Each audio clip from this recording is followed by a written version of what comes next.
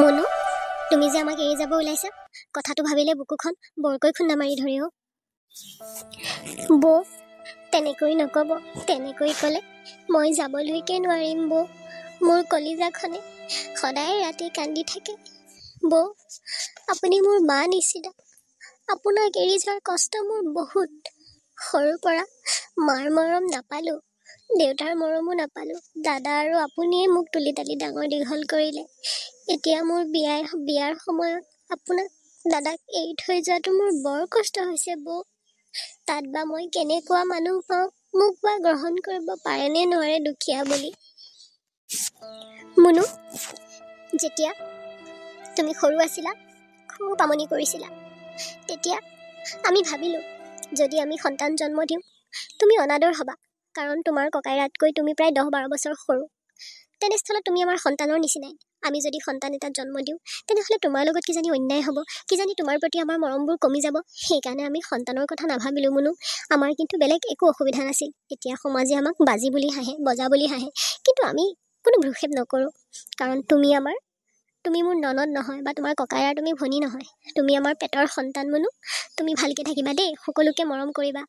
শহুৰ শাহু দেউতাক ভগৱান বুলি মানিবা, তোমাৰ স্বামীক ভগৱান বুলি মানিবা, তোমাৰ ননদ, তোমাৰ দেওৰ সকলোকে মৰম কৰিবা, হিয়া উজাৰি মৰম কৰিবা।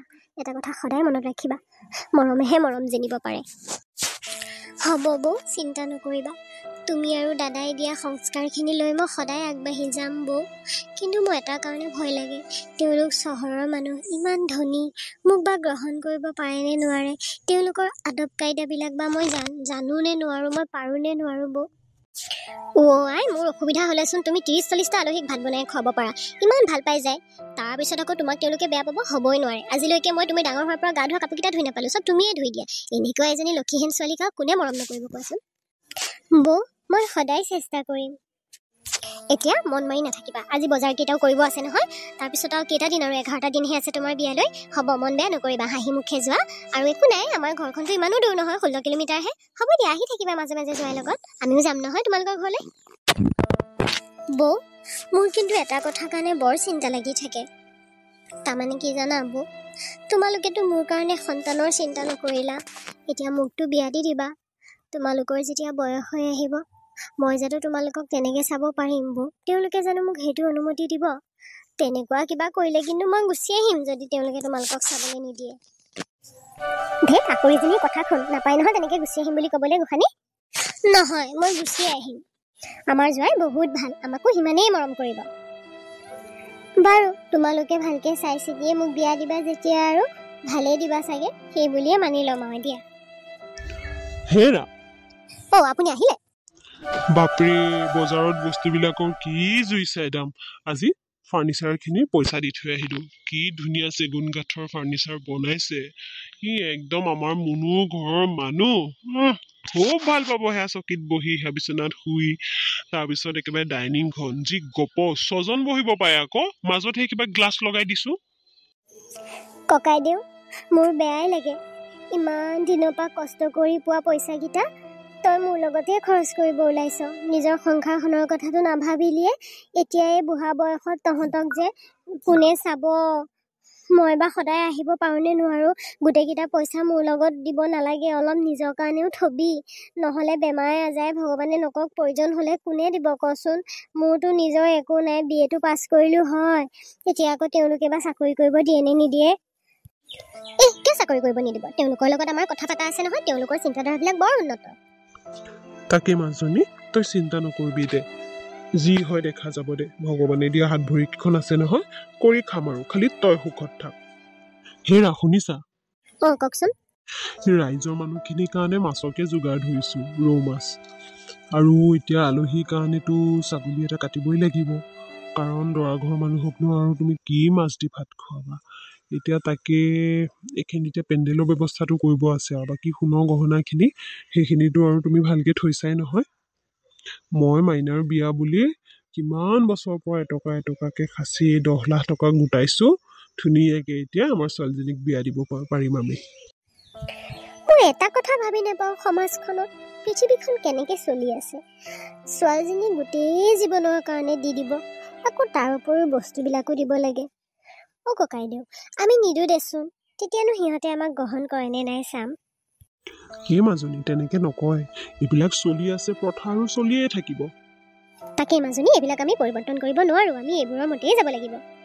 মোৰ হ'লে এইবিলাক ইমান ভাল লগা নাই। ইমান কষ্ট কৰি তোমালোকে এটকা এটকাকৈ সাঁচা ধন মোৰ লগত এনেকৈ উৰাই দিবা এদিনতে, মোৰ হ'লে একেবাৰে ভাল লগা নাই। সেই আকৰিজনী, এইৰো যে কথা আৰু। এইবিলাক আমি তোমাৰ কাৰণে নকৰিনো কাৰ কাৰণে কৰিছোঁ মুনু? সকলো তোমাৰ, গতিকে তোমাকেই দি দিয়া ভাল। অ' বৌ, মই নহ'লে এটা কাম কৰি চাওঁ নেকি?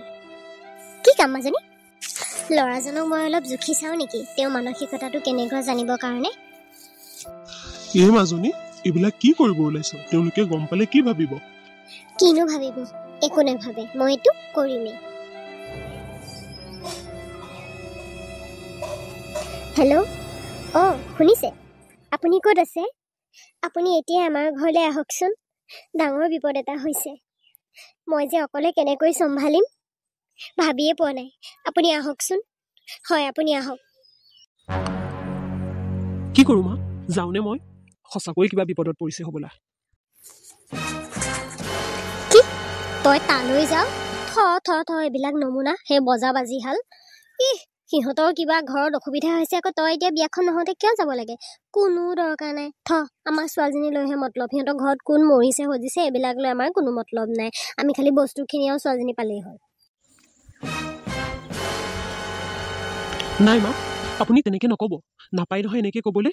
চাওকচোন, মুনুক তেওঁলোকে সৰুৰ পৰা ডাঙৰ দীঘল কৰিছে। মুনুৰ কাৰণে তেওঁলোকে সংসাৰখন আগনবঢ়ালে। সেই মানুহহাল তেওঁৰ মাক দেউতাকতকৈ কোনো গুণেই কম নহয়। এতিয়া সেইটো হিচাপত মইতো তেওঁলোকৰ জোৱাই মানে ল'ৰা নিচিনাই হ'লো ন। তেনেস্থলত তেওঁলোকৰ ঘৰত যদি সঁচাকৈ কিবা এটা বিপদ হৈছে, মই যোৱাটো জৰুৰী মা, নহ'লে মোক পাপে চুব।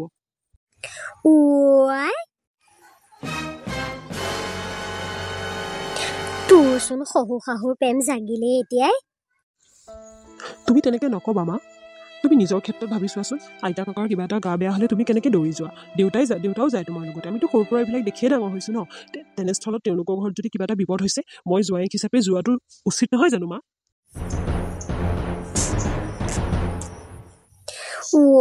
তাৰ মানে তই বেলেগৰ কাৰণে মোৰ লগত এতিয়াৰ পৰাই তৰ্ক আৰম্ভ কৰিলি? বিয়াৰ পিছত ঘনীয়াও মেখেলা তলত যে সোমাই থাকিবি, এইটো 100% মই নিশ্চিত। মা, সৰু মুখ ডাঙৰ কথা। ঘৰৰ আটাইতকৈ সৰু যদিও যিখিনি শিকিছোঁ, কিতাপত পঢ়িছোঁ, তাৰ পৰা এটা কথা কওঁ মা, যিটো আমি ফল বিচাৰোঁ সেই হিচাপে আমি গছজোপা ৰোপণো কৰিব লাগিব। আজি তুমি বৌক মাকৰ ঘৰত বিপদটো হওঁতে এনেকৈ দাদাক যাবলৈ মানা কৰিছা। কালিলৈ মোক যেতিয়া বিয়া দিবা, আমাৰ ঘৰত যেতিয়া তোমালোকৰ কিবা এটা হ'ব, মোকোচোন আহিবলৈ নিনিব মা। তুমি সেইটো কিয় বুজি পোৱা নাই মা? তোমাক হাতযোৰ কৰিছোঁ, দাদাক যাবলৈ দিয়া। বৌজনী বহুত ভাল, আৰু বৌৰ ককায়েক বৌয়ে কোনো গুণেই মাক দেউতাকতকৈ কম নহয়। তেনেস্থলত তুমি এনেকৈ নকৰিবা মা। তাই ঠিকেই কৈছে মা, তুমি এবাৰ বুজিবলৈ চেষ্টা কৰাচোন। এৰা, মই আজি নিজেই লাজ পাইছোঁ। মোৰ পেটৰ পোৱালি মোক বুজাব লগা হৈছে। তহঁতৰ বৰ ভাল সংস্কাৰ, মইহে হাৰি গ'লোঁ। মোক ক্ষমা কৰি দে। মই আজিৰ পৰা এইবোৰ মনৰ পৰা আঁতৰাই দিম। মাইনাক যেনেকৈ মৰম কৰোঁ, বোৱাৰীকো তেনেকৈয়ে মৰম কৰিম। তেওঁলোকৰ ঘৰখনো নিজৰ বুলি ভাবিম। যেতিয়াই মন যায় মাইনা তালৈ যাব পাৰিব, তাত গৈ থাকিব পাৰিব, আৰু বোপাও যাব পাৰিব, কোনো আপত্তি নাই। বোপা মাইনা, মোক ক্ষমা কৰি দে। হয়, আপোনালোককো কৈছোঁ, কেতিয়াও ছোৱালীজনীক বোৱাৰী কৰি নিয়াৰ পিছত তাইক কেৱল বোৱাৰীয়ে কৰি নাৰাখিব, সদায় মনত ৰাখিব তাইও যে কাৰোবাৰ অংশ, তাইও যে কাৰোবাৰ জীয়ৰী, তাইও যে দায়িত্ব আছে। এপিছ'ডটো চাই কেনে পালে? যদি ভাল পালে আমাক আগবাঢ়ি যাবলৈ আশীৰ্বাদ কৰিব দেই।